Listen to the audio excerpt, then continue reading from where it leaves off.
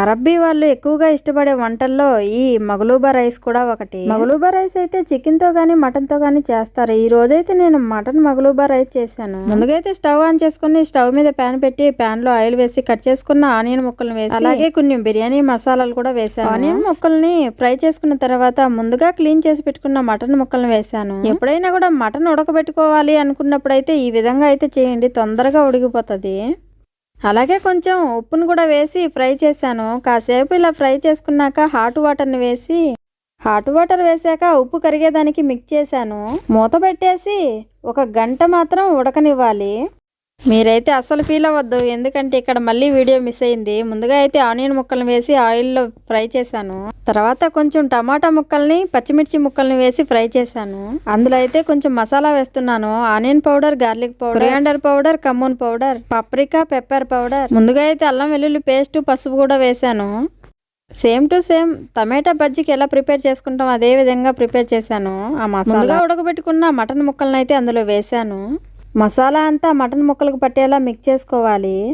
అలాగే ముందుగా మటన్ ముక్కల్ని బాయిల్ చేసుకున్న వాటర్ని అయితే అందులో వేసుకుంటే మంచి టేస్ట్తో సూపర్గా ఉంటుంది. మటన్ కూర చేసుకున్నప్పుడు మాత్రం ఈ విధంగా అయితే చేసుకోండి, సూపర్గా ఉంటుంది. అందులో రాగి సంగటి అయితే ఇంకా చెప్పని అవసరమే లేదు. మగలూబా రైస్కి కర్రీ అయితే ఈ విధంగా అయితే ప్రిపేర్ చేసుకున్నాను. ఈ మటన్లోని వాటర్ అంతా ఇంకిపోయి కూర అయితే కొంచెం మటన్ ఫ్రై ఎలా ఉంటుందో ఆ విధంగా అయితే ఉండాలి, ఎక్కువ వాటర్ లేకుండా. మగలూబా రైస్కి అన్నం అయితే ఈ విధంగా ప్రిపేర్ చేశాను, సేమ్ టు సేమ్ బిర్యానీ లాగా. ముందుగా అయితే హాట్ వాటర్ని బాయిల్ చేసుకొని కొన్ని బిర్యానీ మసాలాలు వేసి సాల్ట్ వేసి అందులో 1 గంట ముందు నానబెట్టుకున్న బాస్మతి రైస్ వేసి బాయిల్ చేశాను. అన్నం అంతా బాయిల్ అయిన తర్వాత ఒక జల్లెడలోకి తీసుకున్నాను. మరో దవరైతే తీసుకొని అందులో బేకింగ్ పేపర్ వేసి కట్ చేసుకున్న ఆనియన్ ముక్కల్ని, క్యాప్సికమ్ ముక్కల్ని, టమాటా ముక్కల్ని ఇవన్నీ వేసిన తర్వాత ముందుగా ప్రిపేర్ చేసుకున్న మటన్ ముక్కల్ని అయితే వాటిపైన అయితే వేసాను. మటన్ ముక్కల్ని అయితే కూరగాయల మీద వేసి తర్వాత ముందుగానే ఫ్రై చేసుకున్న పొటాటో ముక్కల్ని, క్యారెట్ ముక్కల్ని ఆ మటన్ ముక్కల పైన అయితే వేసాను.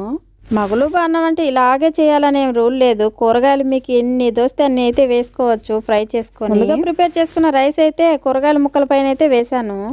రైస్ అంతా వేసిన తర్వాత పైన అయితే కొంచెం డెకరేషన్ కి కలర్ అయితే వేసాను. తర్వాత అల్యూమినియం పేపర్ వేసి చుట్టేసి క్లోజ్ చేసుకొని ఒక 10-15 నిమిషాలు స్టవ్ మీద లో ఫ్లేమ్ లో ఉంచాలి. ఇప్పుడైతే మగలూబా రైస్ అయితే రెడీ అయిపోయింది, చూసేసేయండి. అడుగును వేసుకున్న కూరగాయలు అయితే పైకి వచ్చాయి, పైన వేసుకున్న అన్నం అయితే కిందికి వచ్చేసింది. ఆ కూరగాయల మీద అయితే నేను ముందుగా మిగిలిన సాస్ అయితే వేసాను, మటన్ లో మిగిలిన సాస్. ఫ్రై చేసుకున్న వంకాయ ముక్కలను అయితే పైన అయితే వేసాను. ముందుగా వేసుకుంటే వంకాయ ముక్కలు చాలా మెత్తబడిపోతాయని పైన అయితే వేసాను. ఈ వీడియో మీకు నచ్చితే మంచిగా ఒక లైక్ ఇవ్వండి. ఇలాంటి మరెన్నో వీడియోలు చూడాలంటే మన ఛానల్ ఇప్పుడే సబ్స్క్రైబ్ చేసుకోండి. Thank you for watching.